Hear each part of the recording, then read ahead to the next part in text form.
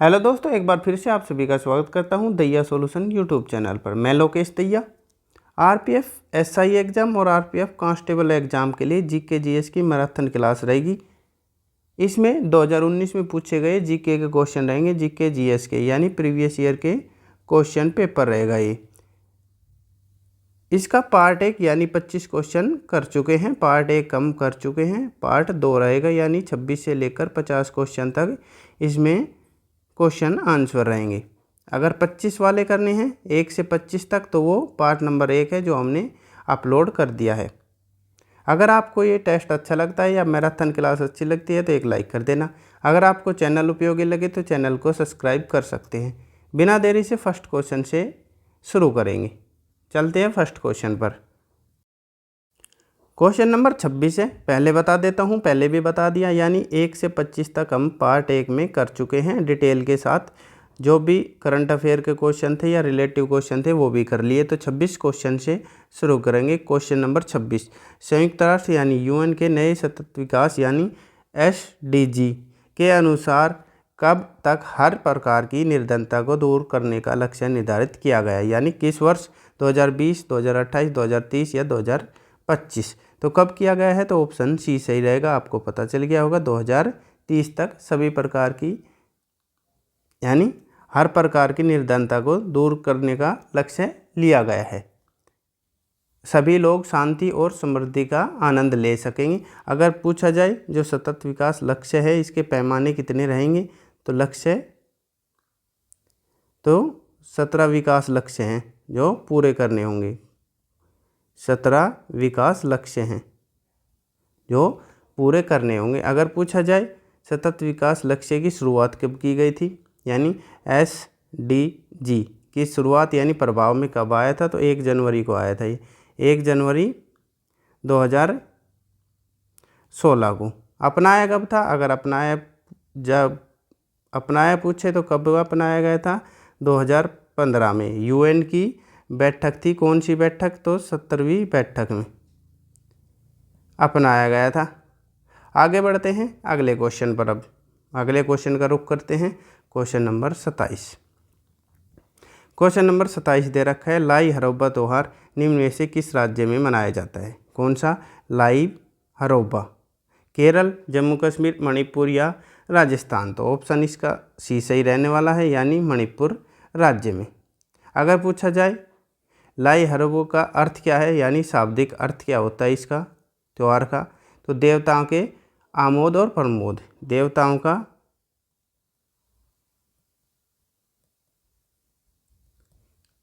आमोद और प्रमोद, ये इसका शाब्दिक अर्थ होता है। अगर पूछे जाए और मणिपुर के त्यौहार पूछे जाए तो कौन कौन से हैं, कांग महोत्सव मणिपुर में मनाया जाता है। कौन सा, कांग महोत्सव। और पूछा जाए कूट महोत्सव,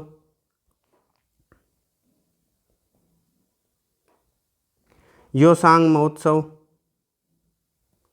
ये किस राज्य के हैं, ये सभी मणिपुर के हैं। अगर पूछा जाए चापचार कूट या चपचार कूट त्यौहार किस राज्य में मनाया जाता है, इम्पोर्टेंट क्वेश्चन रहेगा, तो ये मिजोरम में मनाया जाता है। कौन से राज्य में, मिजोरम में। पावलकूट भी पूछा जाता है, तो पावलकूट भी किस राज्य में, कूट वाले मिजोरम में मनाए जाते हैं। अगर पूछा जाए शिकारा महोत्सव, कौन सा, शिकारा महोत्सव पूछा जाए तो वो किस राज्य में मनाया जाता है, इंपॉर्टेंट क्वेश्चन रहेगा। शिकारा महोत्सव किस राज्य में मनाया जाता है, तो जम्मू एंड कश्मीर में मनाया जाता है। आगे बढ़ते हैं अगले क्वेश्चन का रुख करते हैं। नंबर 28 दे रखा है, हर्यक वंश का संस्थापक कौन था। तो कौन था, कौन सा आंसर सही रहेगा, तो ऑप्शन सी सही रहेगा। आपको दे रखा होगा बिंबिसार था। इसने हर्यक वंश की स्थापना कब की थी, तो 544 ईसा पूर्व में की गई थी। अगर पूछा जाए हर्यक वंश का जो राजवंश था वो कब तक चला था, तो 544 ईसा पूर्व में तो इसकी स्थापना की गई थी। और कब तक चला था, तो 412 ईसा पूर्व तक चला था। यानी जो ईसा पूर्व के वर्ष होते हैं वो घटते हुए चलते हैं और जो ईस्वी होती है वो बढ़ते हुए चलते हैं, जैसे अब चल रही है वर्तमान में। आगे बढ़ते हैं अगले क्वेश्चन का रुख करते हैं। अगला क्वेश्चन दे रखा है 29, जीवन के लिए सहायक पृथ्वी की सबसे ऊपरी परत यानी क्या कहलाती है? तो कौन क्या कहलाती है? ऑप्शन बी सही रहेगा, स्थलमंडल कहलाती है। अगर पूछा जाए आपसे, यानी जो वायुमंडल है उसकी कितनी संरचनाएं हैं? वायुमंडल की संरचनाएं पूछी जाए आपसे कितनी है, तो 5 होती है। कितने प्रकार की? 5 प्रकार की। सबसे पहली सौरमंडल, सौरमंडल, उसके बाद समताप मंडल, फिर मध्यमंडल, उसके बाद आयन मंडल और बहिर्मंडल। सौरमंडल में क्या होता है? सौरमंडल में मौसमी घटनाएं होती हैं, बादल बनते हैं। समताप मंडल में वायुयान उड़ाए जाते हैं। मध्यमंडल में क्या होता है? तो ओजोन परत, ओजोन गैस की परत मिलती है जो यूवी किरणों से हमारी पृथ्वी की या हमारी रक्षा करती है। आयन मंडल में क्या होता है? तो रेडियो वगैरह की तरंगें वापस लौट आती है यहाँ से, आयन मंडल से, रेडार या टेलीफोन। बहिर्मंडल क्या होता है? तो इसमें अंतरिक्ष यात्री वगैरह जाते हैं, अंतरिक्ष यात्रा होती है इसमें। कितने हो गए? 1 2 3 4 5। कितनी संरचनाएं हैं? तो 5। आगे रुक करते हैं अगले क्वेश्चन का। अगला क्वेश्चन दे रखा है क्वेश्चन नंबर 30। कोबरा कोयला खाने किस राज्य में पाई जाती है? कौन सी कोबरा कोयला खाने? तो कौन से राज्य में पाई जाती है? तो ऑप्शन सी सही रहेगा, छत्तीसगढ़ राज्य में कोबरा कोयला खाने पाई जाती है। अगर आपसे और पूछे जाए, जैसे सिंगरौली, कौन सी सिंगरौली पूछी जाए,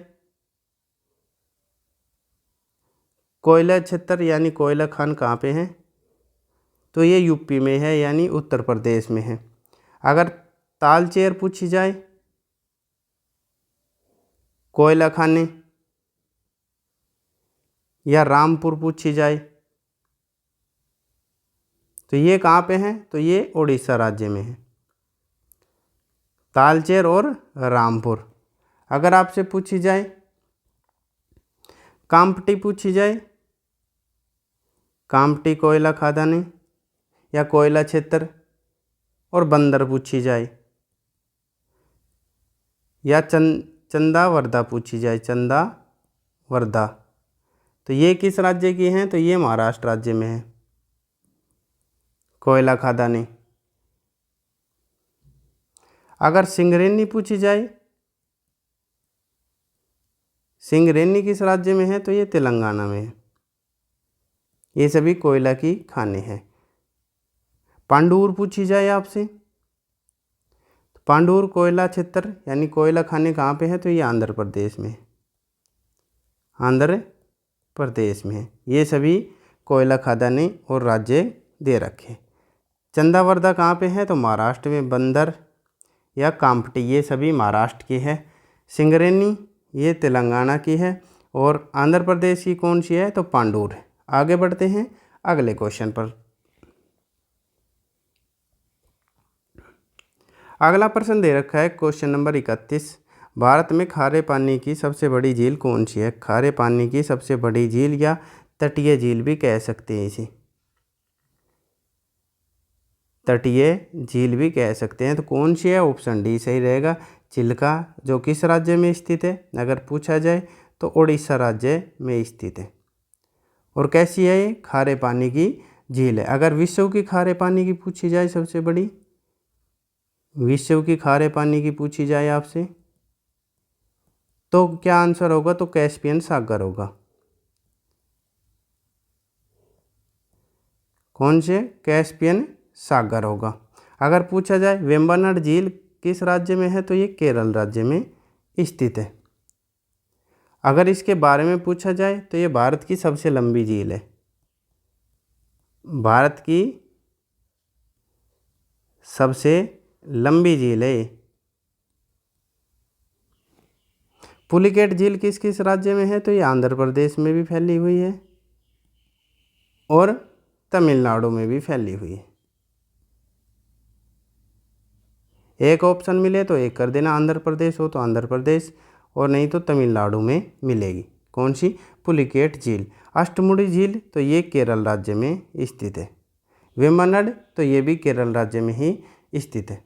आगे चलते हैं, अगले क्वेश्चन का रुख करते हैं। अब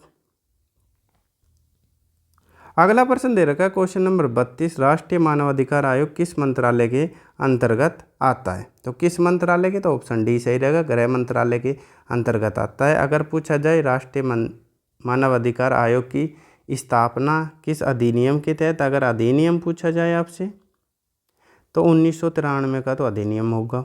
अगर स्थापना पूछी जाए तो कब की गई थी? 12 अक्टूबर को की गई थी, 12 अक्टूबर 1993 को। अगर प्रथम अध्यक्ष पूछा जाए और वर्तमान अध्यक्ष पूछा जाएगा, और प्रथम अध्यक्ष हो गए, और टोटल सदस्य कितने होते हैं? टोटल सदस्य पूछे जाए तो 6 होते हैं, एक अध्यक्ष 5 सदस्य होते हैं। अगर वर्तमान अध्यक्ष पूछा जाए आपसे तो अरुण कुमार मिश्रा होंगे, अरुण कुमार मिश्रा। अगर पूछा जाए प्रथम अध्यक्ष के बारे में पूछा जाए तो रंगनाथ मिश्रा होंगे, रंगनाथ मिश्रा होंगे। अगर आपसे पूछा जाए 16वें वित्त आयोग के अध्यक्ष कौन बने हैं? करंट अफेयर का क्वेश्चन है। 16वें वित्त आयोग के अध्यक्ष पूछे जाए तो अरविंद पनगड़िया बने हैं, अरविंद पनगड़िया 16वें वित्त आयोग के अध्यक्ष बने हैं। करंट अफेयर का क्वेश्चन है। आगे बढ़ते हैं अगले प्रश्न पर। अब अगला प्रश्न 33 नंबर, नाभिक में उपस्थित न्यूट्रॉन प्रोटॉन की संख्या के योग को परमाणु का डैश कहलाता है, यानी क्या कहलाते हैं? जो न्यूट्रॉन और प्रोटॉन की संख्या का योग, तो ऑप्शन सी सही रहेगा, द्रव्यमान संख्या कहलाते हैं। अगर पूछा जाए न्यूट्रॉन की खोज किसके द्वारा की गई थी? अगर ये पूछा जाए तो जेम्स चैडविक के द्वारा। कब की गई थी? तो 1932 में की गई थी। अगर पूछा जाए प्रोटॉन की खोज किसके द्वारा, तो रदरफोर्ड के द्वारा की गई थी। और इलेक्ट्रॉन की पूछी जाए, इलेक्ट्रॉन की खोज किसके द्वारा की गई थी? तो जे थॉमसन के द्वारा की गई थी। आगे बढ़ते हैं अगले क्वेश्चन पर। अब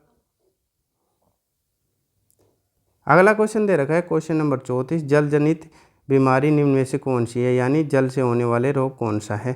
तो कोलेरा यानी हैजा जल जनित रोग है, ऑप्शन ए ही सही रहेगा।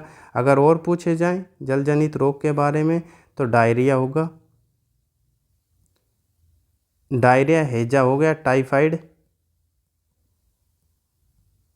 और हेपेटाइटिस ए होगा। अगर आपसे पूछा जाए टीबी किस जनित रोग है, तो ये जीवाणु किससे होता है? टीबी जीवाणु से। अगर मलेरिया पूछा जाए तो ये प्रोटोजोआ से होता है।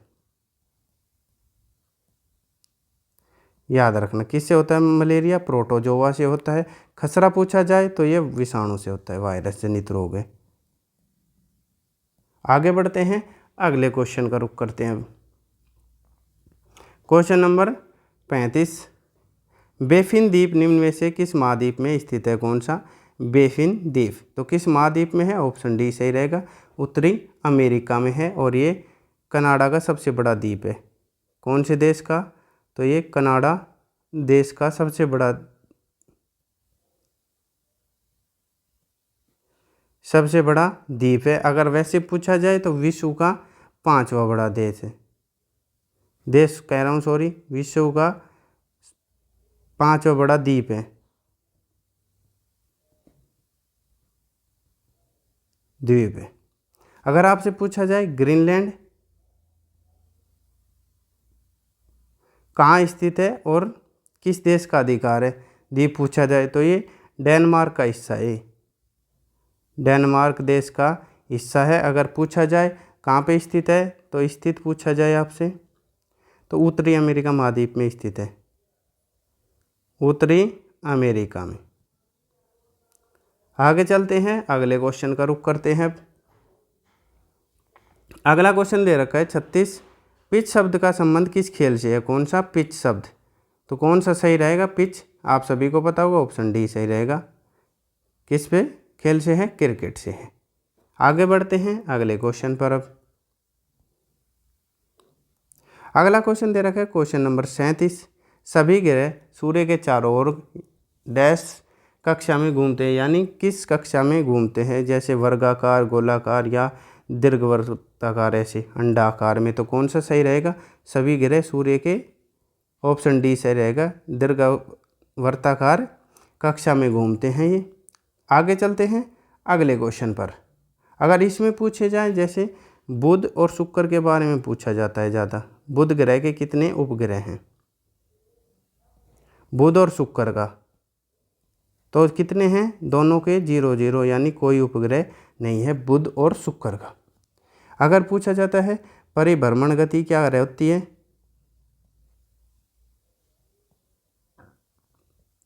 और परिक्रमण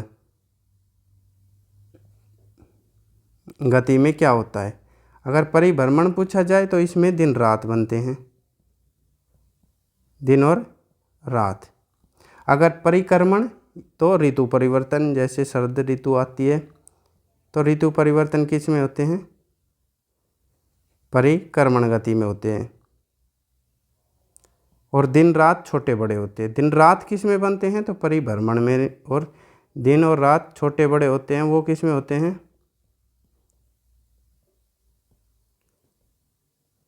तो वो परिक्रमण में होते हैं। आगे बढ़ते हैं अगले क्वेश्चन पर। अब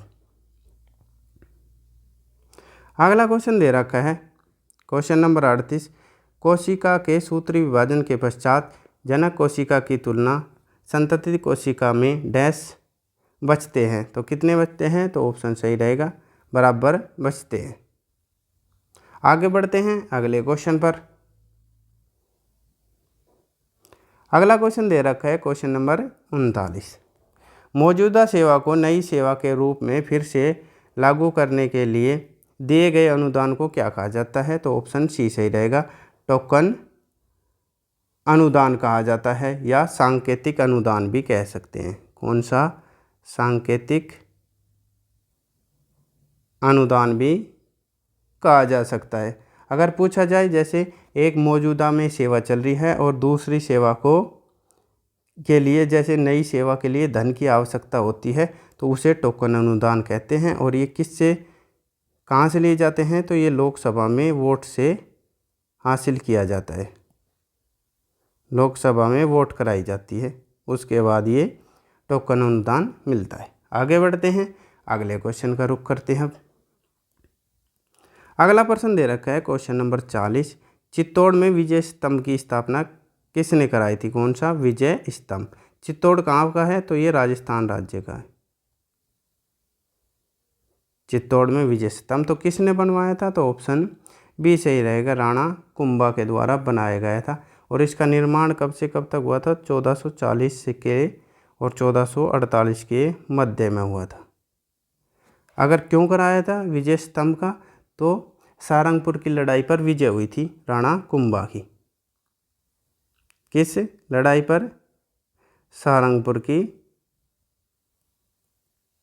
लड़ाई पर विजय हुई थी।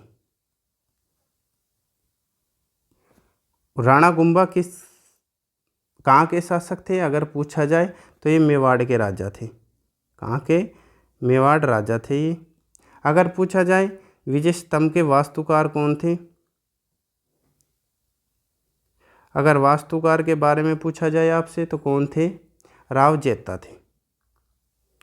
राव जेता वास्तुकार थे। आगे चलते हैं अगले क्वेश्चन का रुख करते हैं। क्वेश्चन नंबर 41 दे रखा है, भारत के राष्ट्रपति का कार्यकाल कितने समय के लिए होता है? तो आप सभी को पता होगा कितने समय के लिए होता है, तो 5 वर्ष, ऑप्शन बी सही रहेगा। अगर पूछा जाए मिनिमम आयु कितनी होती है राष्ट्रपति बनने की, तो कितनी होती है? आप बता सकते हैं कितनी होती है? तो 35 वर्ष। राज्यपाल की कितनी होती है? अगर राज्यपाल की पूछी जाए तो राज्यपाल की भी 35 वर्ष होती है।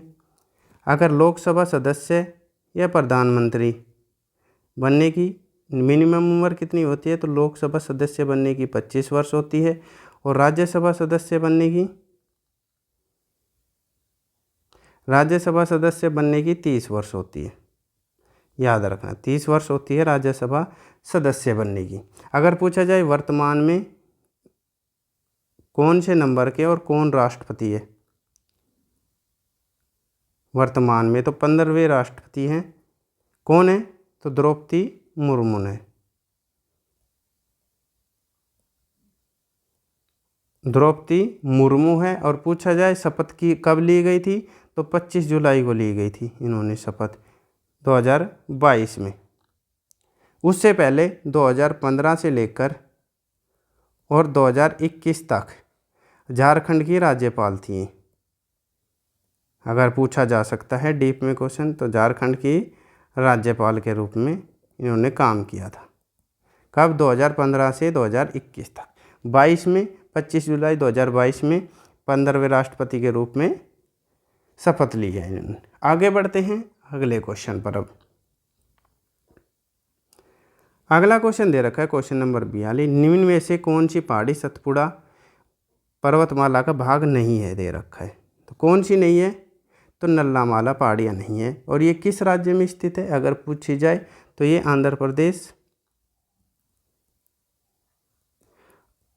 आंध्र प्रदेश और तेलंगाना राज्य में फैली हुई है ये। कौन सी, बाकी ये सभी सतपुड़ा का भाग है। महादेव की पहाड़ियाँ, राजपिल्ला की पहाड़ियाँ या मैकाले की पहाड़ियाँ। अगर पूछा जाए सतपुड़ा की सबसे ऊंची चोटी के बारे में क्वेश्चन पूछा जाए तो धूपगढ़ होगी। कितने मीटर की, तो 1350 मीटर की ऊंचाई है। और किस पर्वत पर है, अगर ये पर्वत पूछा जाए तो महादेव पर्वत पर ये स्थित है। महादेव पर्वत पर ये स्थित है। आगे बढ़ते हैं अगले क्वेश्चन पर। अब अगला क्वेश्चन नंबर 43, बैलेंसिंग बीम का उपयोग निम्न में से किस खेल में होता है। कौन सी, बैलेंसिंग बीम का, तो किस में होता है, तो ऑप्शन बी सही रहेगा, जिम्नास्टिक में होता है। किसका, बैलेंसिंग बीम का। आगे बढ़ते हैं अगले क्वेश्चन का रुख करते हैं। अगला क्वेश्चन नंबर 44, घर्षण बल किसी वस्तु की गति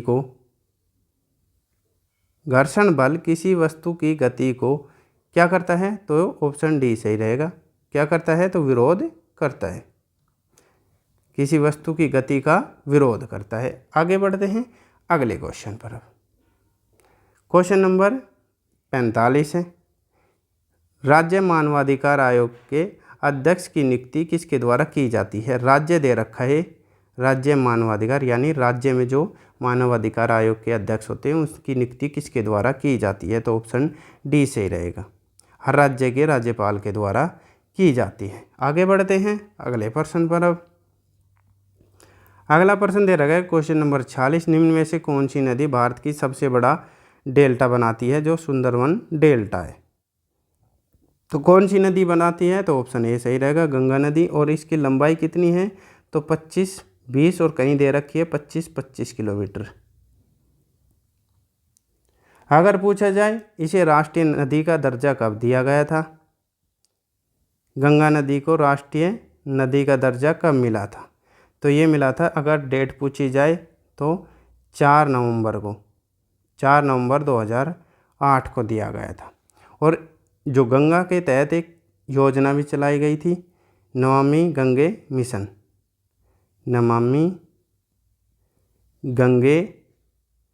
मिशन कब चलाया गया था, तो ये सन 2014 में चलाया गया था। और रिवर क्रूज सेवा भी चलाई गई है गंगा नदी में, क्रूज सेवा चलाई गई है। कितने किलोमीटर की, तो ये 3200 किलोमीटर की है। अगर पूछा जाए विश्व की सबसे लंबा क्रूज कौन सा है, रिवर क्रूज।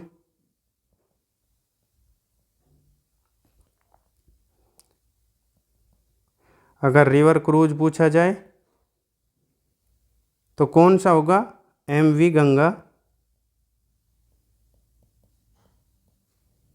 विलास, MV गंगा विलास होगा।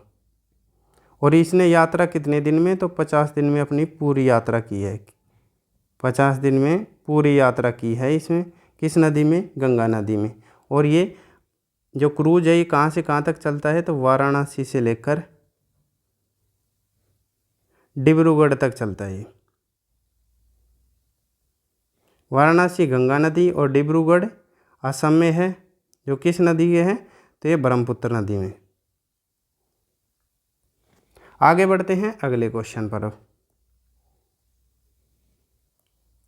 अगला क्वेश्चन नंबर 47 है। निम्न में से कौन सा शास्त्रीय नृत्य हिंदुस्तानी संगीत पर आधारित है।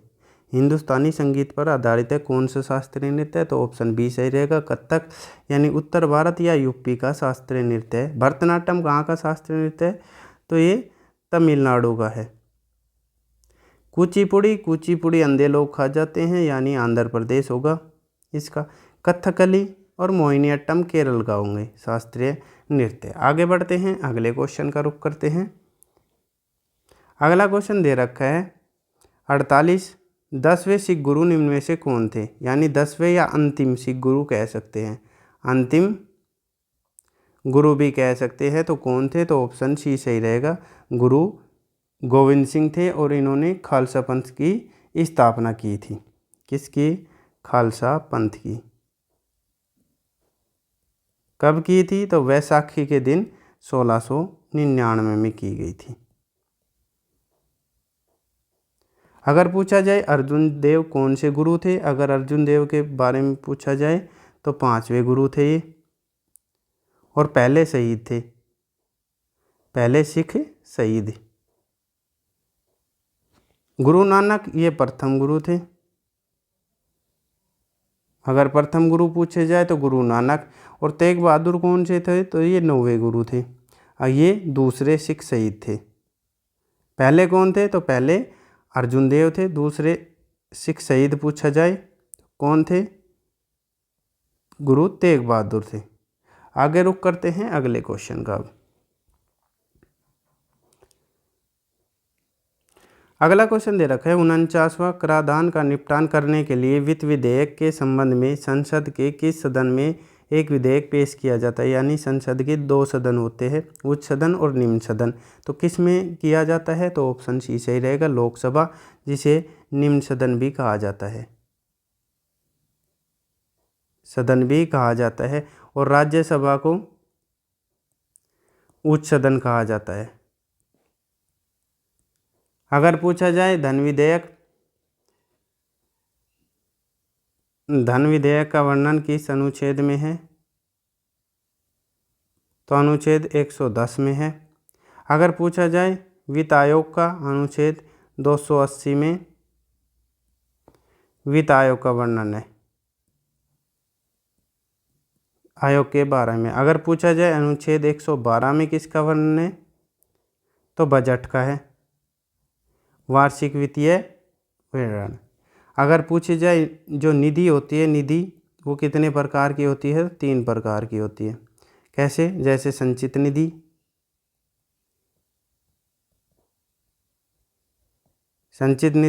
लोक लेखा निधि, और तीसरी कौन सी होगी, आकस्मिक निधि। अगर इनके अनुच्छेद, संचित निधि का अनुच्छेद पूछा जाए तो अनुच्छेद 266 होगा। लोक लेखा समिति का अनुच्छेद पूछा जाए तो 266 क होगा, यानी ए। आकस्मिक निधि का पूछा जाए तो अनुच्छेद 267 होगा। आगे बढ़ते हैं, लास्ट क्वेश्चन पर रुक करेंगे। लास्ट क्वेश्चन दे रखा है 50 नंबर। अंत्योदय अन्न योजना का लक्षित समूह निम्न में से कौन सा है। कब शुरू हुई थी, अगर ये पूछा जाए तो ये सन 2000 में शुरू की गई थी, अंत्योदय अन्न योजना। और ये सार्वजनिक जो वितरण प्रणाली है वो योजना है। और किसके लिए थी, तो ऑप्शन ए सही रहेगा, सबसे गरीब तबका के लिए लक्षित थी ये अंत्योदय अन्न योजना। ये थे हमारा टेस्ट। आपको कैसा लगा, 2019 में पूछे गए सभी क्वेश्चन पार्ट नंबर 1 और 2 में कर दिए हैं विद डिटेल के साथ। तो आपको कैसा लगा, अच्छा लगा हो तो एक लाइक करना। अगर आपको चैनल उपयोगी लगे तो चैनल को सब्सक्राइब कर सकते हैं। अगर आपको नोटिफिकेशन चाहिए तो बेल आइकन ऑन कर सकते हैं। आपका दिन शुभ हो। धन्यवाद।